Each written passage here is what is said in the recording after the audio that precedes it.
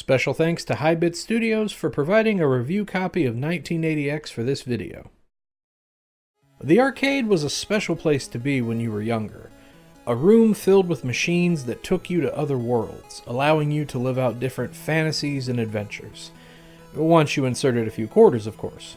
It was a place to meet up with friends and hang out, wishing it would never end. Then, of course, adulthood set in. Now the arcade is all but a memory, it seems. Yeah, you have establishments like Dave & Buster's, as well as numerous barcades around that allow you to play those classic cabinets while drinking a cold brew. But to me, it's not the same. It doesn't have that same charm. This was also the case for Tobias Bjarnaby, director of today's game review, 1980X. He and his group at newly founded dev team Hybit Studios took their love, passion, and experience for not just video games, but the arcade experience overall, and crafted a game that uses that passion to tell a coming-of-age story in a unique and interesting way. So let's take a look at 1980X and see if this experience will make you insert another coin.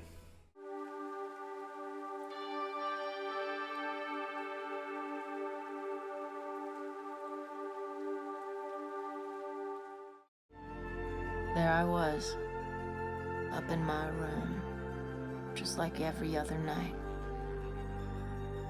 counting taillights on the highway.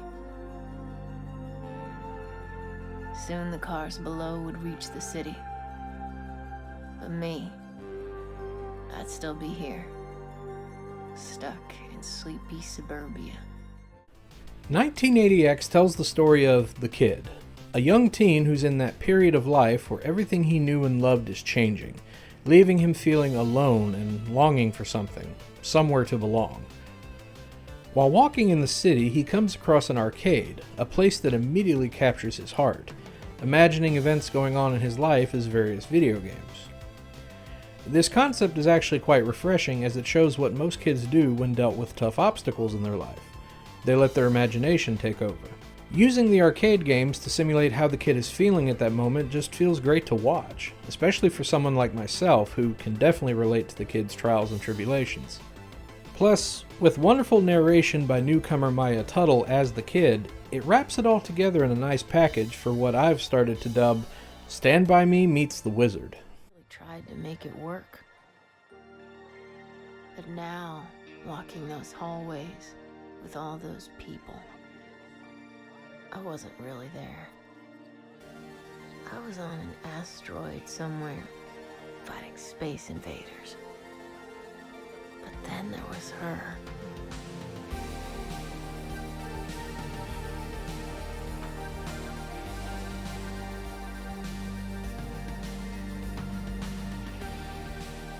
This punk rocker from the Southern District. She was the wildest thing I'd ever seen. Oh man, that girl was born a rebel. Free to go wherever she wanted to.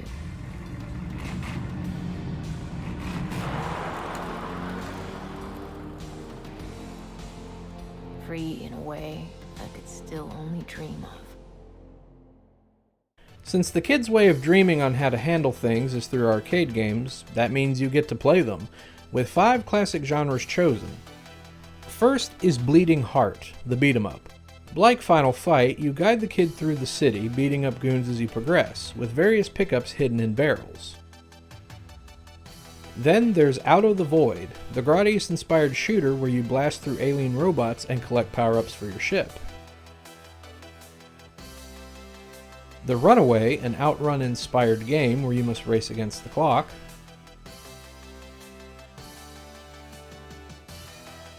Shadow Play, a runner-style ninja game where dodging obstacles and memorizing patterns are the objective.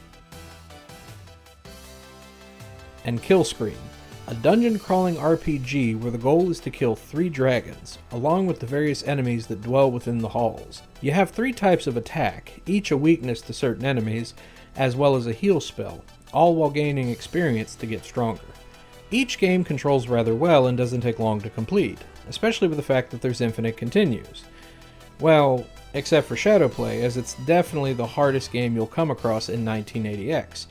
due to the really fast stages and needing lightning reflexes so you don't die instantly.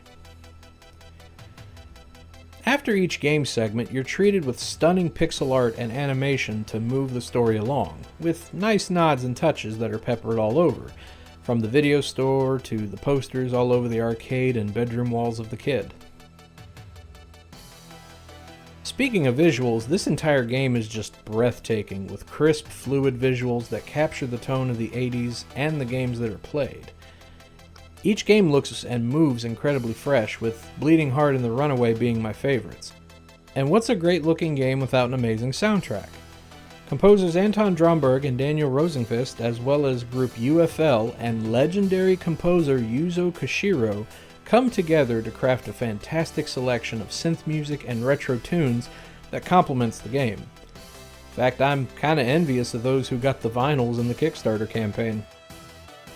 So far, 1980X is shaping up to be a wonderful experience. However, there might be one thing that to some might be considered a stumble. Clocking in at around an hour and a half to beat, 1980X is a pretty short game, and at the going price of $10 might seem a bit much for such a short experience.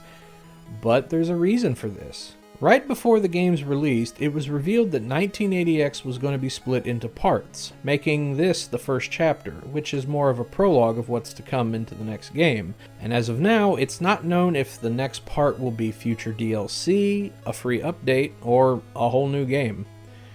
Rest assured though, even though this game is brief, 1980X Chapter 1 is a good beginning to a game with a story that so many can relate to, and giving a warm welcome to those who miss being in an arcade back in the day.